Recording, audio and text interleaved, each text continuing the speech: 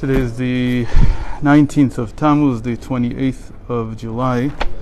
We're continuing in chapter 10 of Shorosh Mitzvah Tefillah in Derech Mitzvah Secha. So we were in the middle of a story from the Maggid.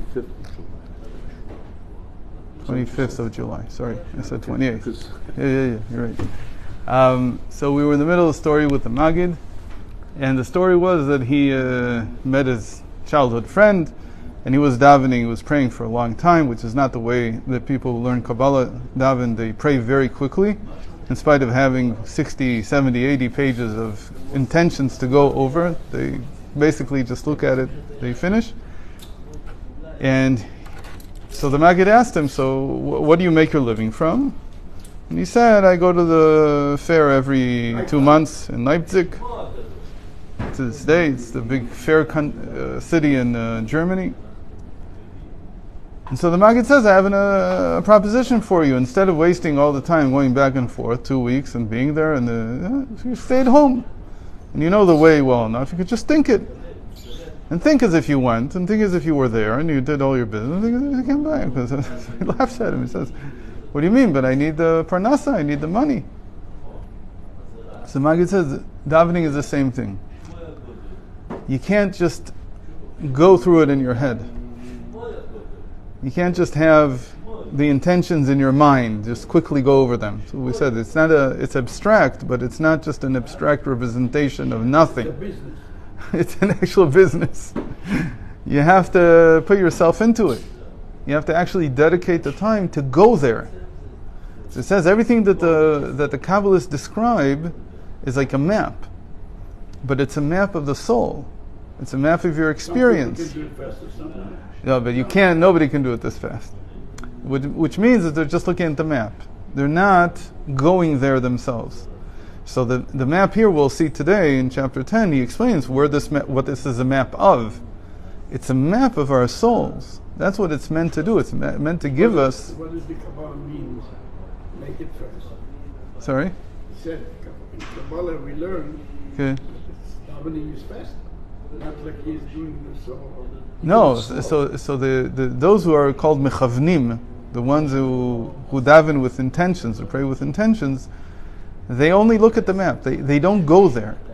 They don't actually go into that state.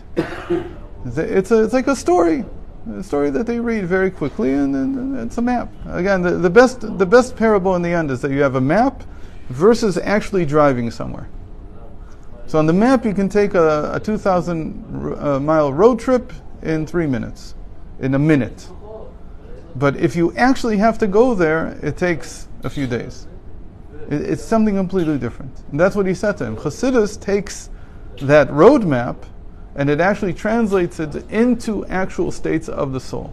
That you have to be there. Now what is this? These are emotional states. They're intellectual states. You have to be there. Like when people say you had to be there. You have to be there to get it.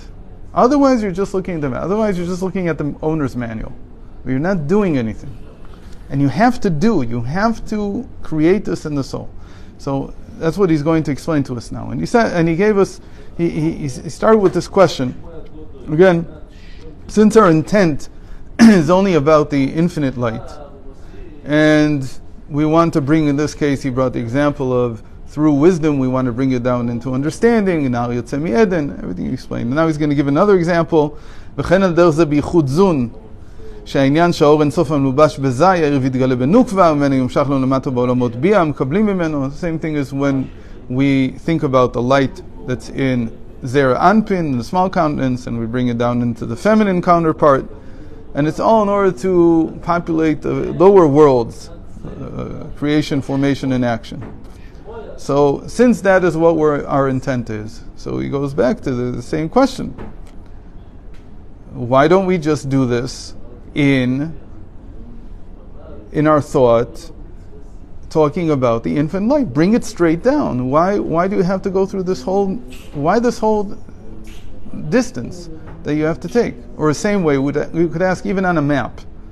When you want to look at a trip from New York to Los Angeles, so if you're looking at a map, like a map of the whole United States, so you don't get down into the details. What do you care? It's like from here to here. That's it. That's what you want. If you actually have to show a pilot where to go, so even a pilot has certain places that he has to go through, even though he's not driving, all the more so if you're driving on a road. So he says, that's definitely not going to work. You can't tell a pilot, okay, take me to Los Angeles. No, you need a flight plan. The flight plan is like a roadmap. It's the same thing. You still have to have these things. And in fact, you have to calculate them to the smallest detail. That's why they have flight computers today. They do it for you. But still, you have to actually make the calculation. You have to actually be there. Sorry, I think I skipped. And the answer. In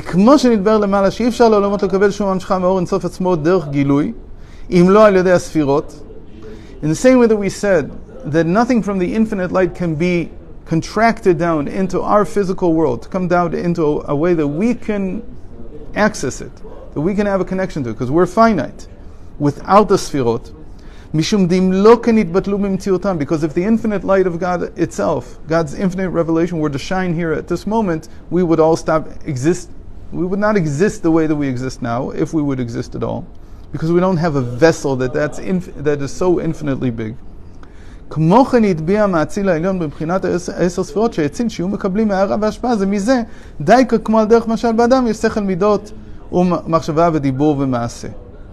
the same way, God created in the same way that He created the sfirot themselves to be the transition between the infinite and the finite, He also, in His wisdom, created these connections between the sfirot, so that they influence one another in all these methods, in all these ways.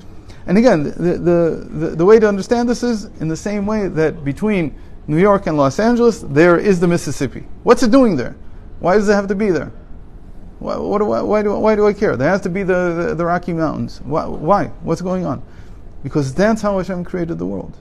That's the way the world is. You can't ignore it. This is the way it works. You have to pass through it. These are the mechanisms in the world. They're there. Now he gives the big parable of Chassidus.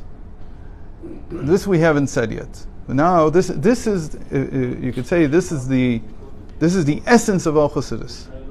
That despite the fact, now you look at the person and you say, despite the fact that everything that I go through in my life is one thing really. What is it? It's my soul embodied in my body. That's all life is. A soul embodied. Every person goes through a whole story in their life. But that's not the point. The point here is not the history of my life. It's just, in the end, the soul is infinite. It's a part of God above. And it's now being embodied in a physical, finite body. Even though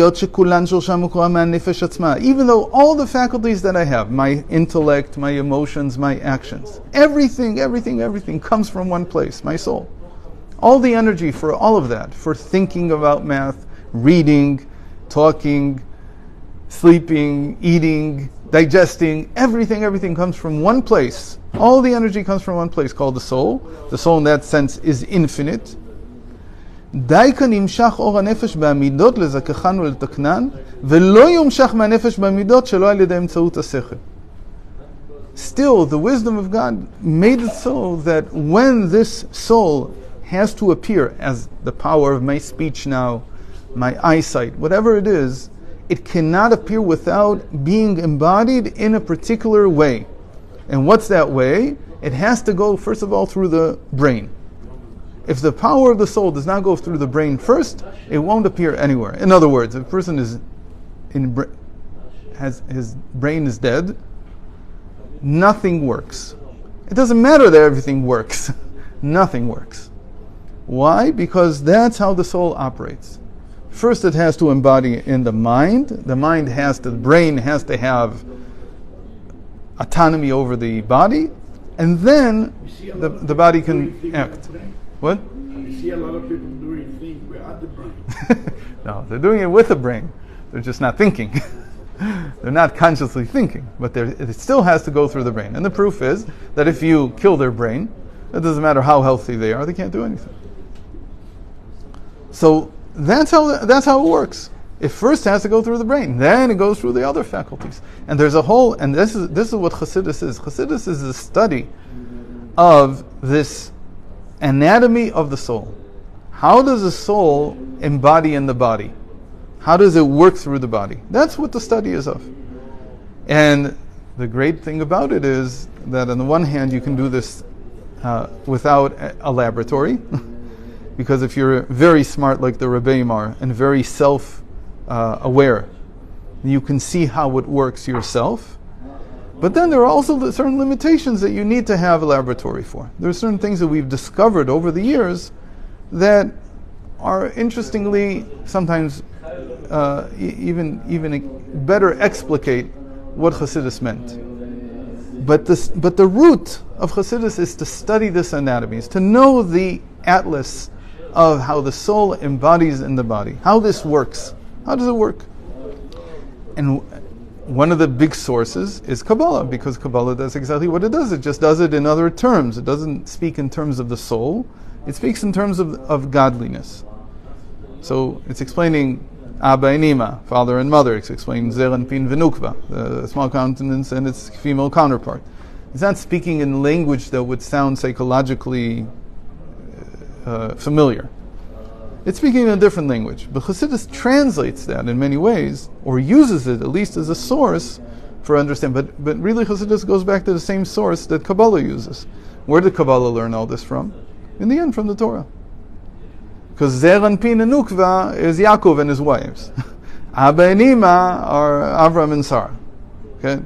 It's all in the Torah. These are the archetypes that are already in the Torah. And we learn from the Torah. The Kabbalah learned the same way. It abstracted things into a godly language, and Chassidus extracts it and abstracts it into a psychological language, the language of the soul. So this is the way it works, and it can't work without the brain.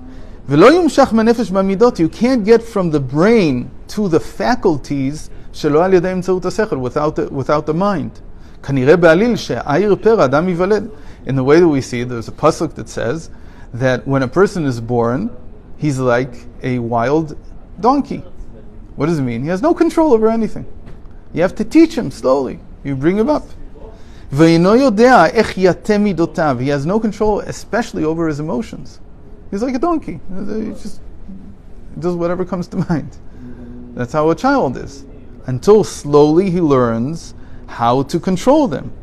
Has to know what to want and what not to want. By the way, most people don't learn this. They learn it to some extent, but they don't really learn it. They don't really control their emotions. They don't really control their cravings. They act like a donkey in the end. But by the mind, the light of the mind, then the light of the soul can come down and rectify the faculties. To crave great things that a person should crave. And to shun that which is not worthy of a human being. There are actions that a person should crave for, and there are things that a person should hate and shun. Even though the faculties themselves, for instance, I would love to eat without end sugar and whatever, and eat like a cockroach. But at some point I realized this is not good for me. So the faculties, they don't know what to do. They do whatever comes to naturally. They're like a donkey, a wild donkey. The mind trains them. That's why the young child, he craves small things. Small things we mean not in size, but less worthy things.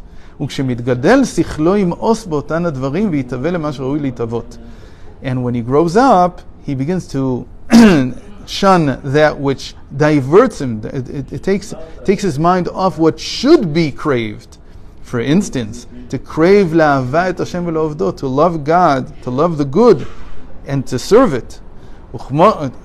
And if he's busy running after women, or he's busy running after alcohol, or he's busy, how can he ever begin to crave godliness?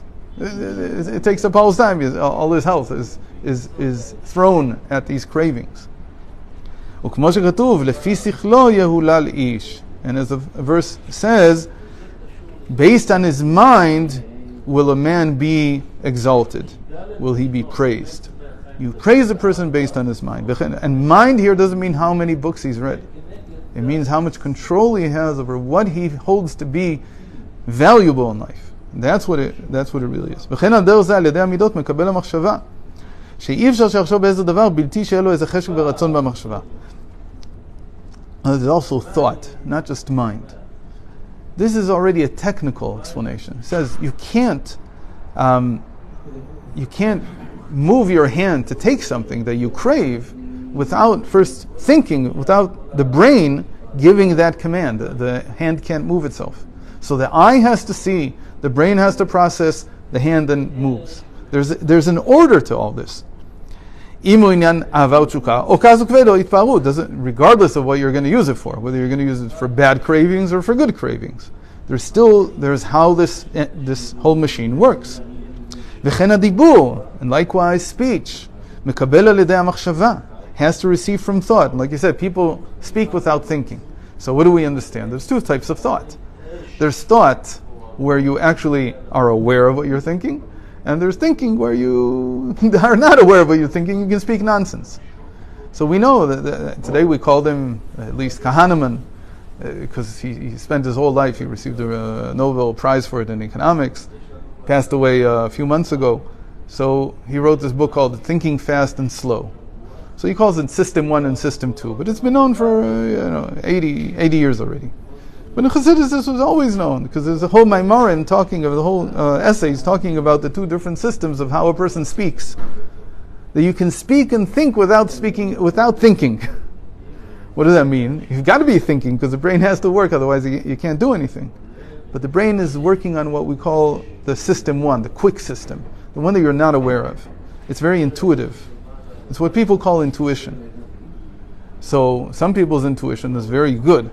I mean, you can train yourself to have intuition, which is very, very positive. But you can also have intuition, which is very destructive. In any case, there's two types of thinking, there's two types of speech. Everything, this is just, right, he's just giving us like a taste. And it is impossible for the light of the soul, the infinite power that really runs this whole thing, to appear in speech without the brain first thinking. It has to think in some way, whether it's System 1 or System 2. Okay, so we'll end here, because the rest of the chapter is even more important, because the rest of the chapter is, as we'll see, the real introduction to getting into this whole thing of davening.